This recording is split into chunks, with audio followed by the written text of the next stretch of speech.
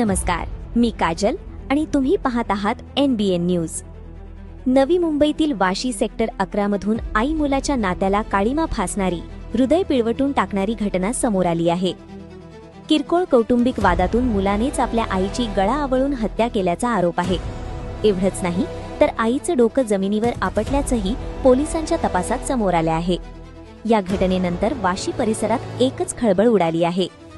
पाहूया नेमकं काय घडलं।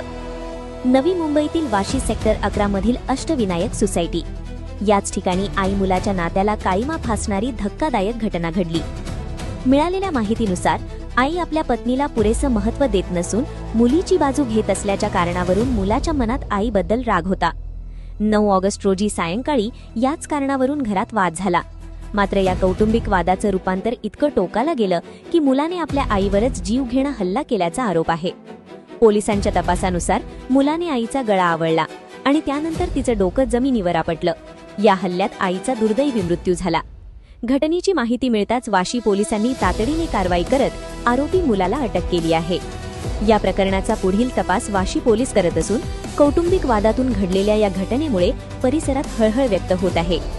किरकोळ कौटुंबिक वादाचा शेवट थेट जीवघेण्या हल्ल्यात झाल्याने या घटनेने सर्वांनाच हादरवून सोडलं आहे। पोलिसांच्या तपासातून या घटनेमागील नेमकी कारणं आणि इतर बाबी समोर येणार आहेत। कॅमेरामॅन सोबत मी काजल, NBN न्यूज। काल दिनांक 9 ऑगस्ट 2026 रोजी संध्याकाळी रविवारी संध्याकाळी 6 ते 9:30च्या दरम्यान एक जुहूगाव या ठिकाणी राहणारा एक मुलगा आहे, महेश रत्नाकर कदम, वय 43 वर्ष, हा अष्टविनायक सोसायटी या ठिकाणी राहतो। त्याने किरकोळ वादातून त्याची आई मंदा रत्नाकर कदम, ही 65 वर्ष वयाची आहे, तिचा गळा आवळून त्याच्या किरकोळ याच्यामध्ये प्रापंचिक गोष्टीमध्ये लक्ष देते, मुलीच्याच कडे फक्त बघते, मुलाच्या संसाराकडे बघत नाही, या गोष्टीचा राग मनात धरून त्याने तिच्या कपड्याने गळा आवळून तिला तसंच फरशीवर तिचं डोकं जोरात आपटल्यामुळे तिचा गंभीर दुखापत करून तिचा खून केलेला आहे।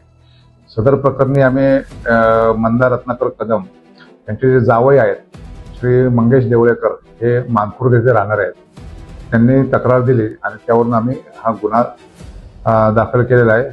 गुन्हा क्रमांक आहे 370/26 आणि BNSS कलम 103/1।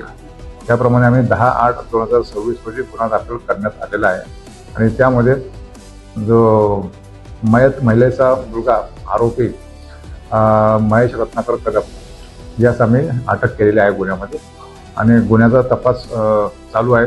आज आरोपीला रिमांडसाठी आम्ही माननीय बेलापूर कोर्ट याच्या न्यायालयात हजर केलं। त्या ठिकाणी आम्हाला 13 तारखेपर्यंत आरोपीचा कस्टडी मिळालेली आहे, पोलीस कोठडी रिमांड मिळालेला आहे आणि गुन्ह्याचा तपास आम्ही करत आहोत।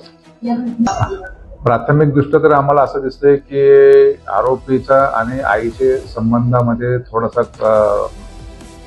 हे नव्हते, व्यवस्थित नव्हते।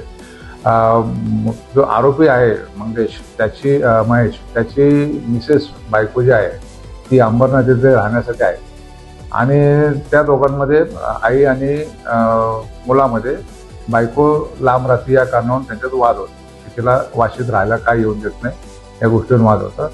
त्याचप्रमाणे आई जी आहे ती फक्त मुलीचाच जास्त विचार करते आणि मुलाकडे, त्याच्या संसाराकडे कमी लक्ष देते, त्याबद्दल त्याच्या मनात आईबद्दल आकस होता आणि त्याच्यातून त्या दोघांमध्ये नेहमी वादावादी व्हायची। हेच कारणामुळे त्यांचा आज काल रात्री हा प्रकार घडलेला आहे। आता आहे आम्हाला कस्टडी मिळालेली आहे आरोपीची, आम्ही याचा सखोल तपास करू याच्यामध्ये आणि फॅक्ट काय ते आम्ही तपासूया।